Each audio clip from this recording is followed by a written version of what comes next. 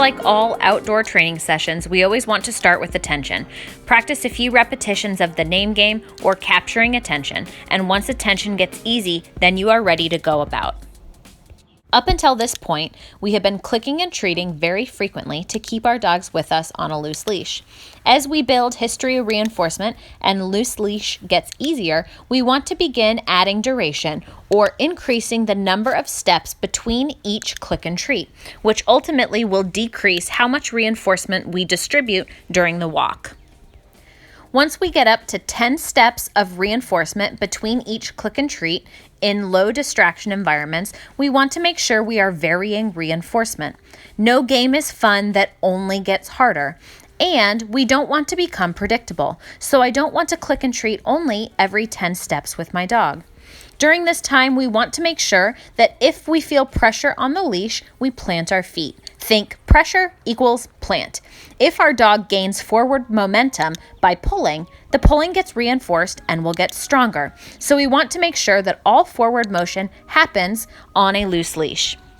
As I move along with my dog, I want to make sure that I click and treat in unpredictable numbers. I might click after 2 steps, then 4, then 10, and then 3, making sure that it's not only varying in how difficult it is, but also varying in how many steps between each click and treat. This will help keep your dog on their toes and moving in the right direction. As you work towards increasing the number of steps between each click and treat, it is important to remember a few things. 1, we want to make sure that our dogs always have the opportunity to stop and sniff. By working in 2 to 3 minute intervals, we're making sure that our dog is thinking and responding appropriately while still getting those important sniffing breaks that they need.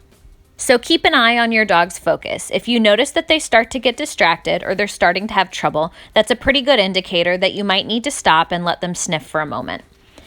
The other thing that we want to keep an eye on is the level of distraction around you.